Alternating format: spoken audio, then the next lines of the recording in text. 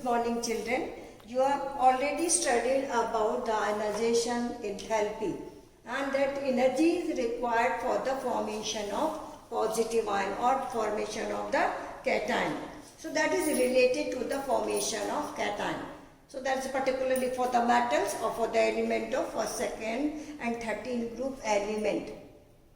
Now the element which belongs to 15, 16 and 17th group, they have tendency to gain electron because they are having 5, 6 or 7 electron in the outermost shell. That's why they have tendency to gain electron or to form anion. Now there is also energy changes when there is the formation of anion or when an atom is converting into anion by the gain of electron. So now we will see the energy changes when an atom of an element is converting into anion. So now here we will see the change in energy during the formation of anion. Now when an element gains electron, then there is an increase in the number of electrons, and that this electron will enter into the outermost shell of an element. Now when this electron will enter into the shell of the element, so there is some attractive forces between the nucleus and the outermost shell electron. Suppose this is the nucleus and then electron, suppose electron is added to this shell. So there will be some electrostatic attraction between the electron and the neutron, electron and the proton, and then there is the release of some energy.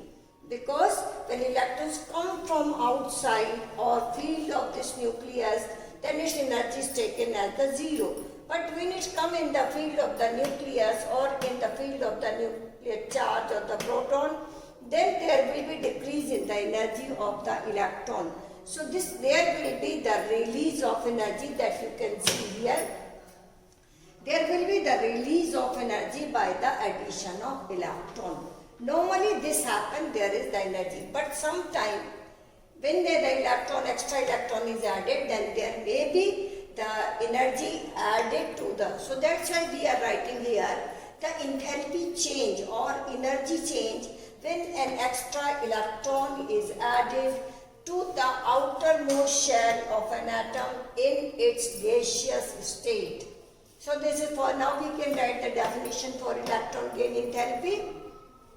Electron gain enthalpy of an element may be defined as the enthalpy change. That means it may be positive or it may be negative. So it is defined as the enthalpy change taking place when an atom of the element accepts an electron to form an ion or to form a monovalent gaseous anion.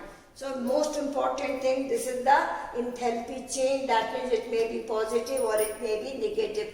Normally for the first electron it will be negative. But sometimes it is positive also when we are adding extra electron to the anion. So there is enthalpy change, and the second in the gaseous state to form an anion, and this we are calculating for an isolated atom, for a single atom. So energy change is always measured for a single atom. Now we can represent it. X is an element in the gaseous state. When it accepts one electron, then it is converted into anion, and the enthalpy change is represented as delta, Eg for electron gain and H for enthalpy. So this is the energy change, and then you use the unit to represent electron gain enthalpy, maybe kilojoule or maybe in terms of electron volts. The unit which we are using are the kilojoule or the electron volt. In these two units we can measure the this electron gain enthalpy. Clear?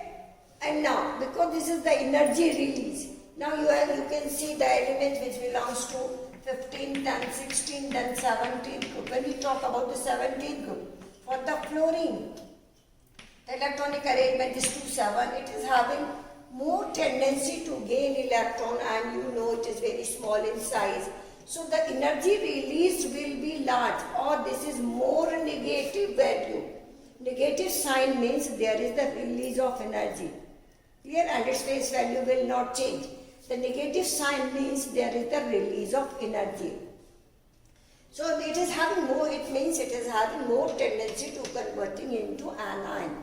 So the electron gain enthalpy, when we are measuring the electron gain enthalpy, then it is responsible for the tendency of an element to convert into anion. So that is in terms of negative value. So the large negative value of electron gain enthalpy reflects the greater tendency of an atom to accept the electron. That means this is the release energy.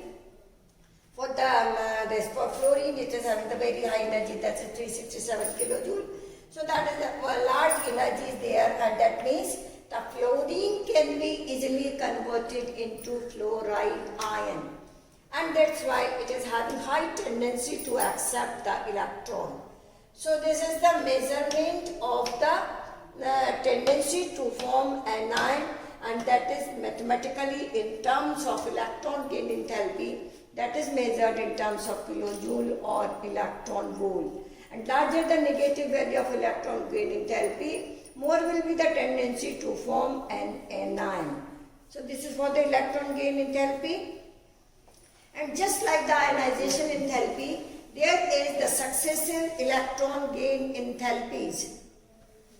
And then for the successive electron gain enthalpy means either first gain of first electron, then gain of second electron also. Now we can take the example of oxygen. Oxygen electronic configuration is 2,6. So when it will gain one electron, then it is represented as Eg1 or delta Eg, Eg1. So then it is converted to O minus electron gain, and then it is represented to 7. Now when one more electron is added to oxygen, now this value for electron gain enthalpy is positive. Because when it will gain one electron, it is converted into negatively charged ion. Now when extra electron is added to an ion of oxygen, then there will be some repulsive forces which will work between the O minus ion and the electron. Now some energy will be utilized to overcome these repulsive forces, and that's why there will be the decrease in the amount of the energy released, or you can say the electron gain enthalpy will become less negative, and that's why the second electron gain enthalpy of oxygen is positive. Many times in the examination they ask about the second electron gain enthalpy of the oxygen. So first gain enthalpy is negative for the elements of 15, 16 and 17 group, but for the second and third gain of second or third electron, then it may be positive, because in these cases the electron is accepted by a negative species and there will be some repulsive forces, and that's why the electron gain enthalpy may be positive.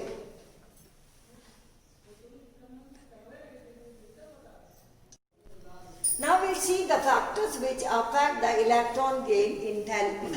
Now the first factor for the change in the electron gain enthalpy is the nuclear charge. Clear? Now when an electron enters into the outermost shell of the electron, now you can represent this is the nucleus, first, second and third shell. Now suppose when an extra electron will come here, there will be the electrostatic force of attraction between the nucleus and the electron. And higher the value of nuclear charge and the magnitude of the force will be more, or this electron will feel more attraction towards the nucleus. So when the higher the nuclear charge, more negative will be the electron gain enthalpy. So the electron gain enthalpy depends upon the nuclear charge. Higher the nuclear charge, more negative will be the electron gain enthalpy, or the energy released will be more. And that's why we can say when there is the increase in the nuclear charge, or an atom which is having the higher nuclear charge will be having more value of electron gain enthalpy, or the energy release will be more due to strong electrostatic attraction between the nucleus and the electron and vice versa. Clear?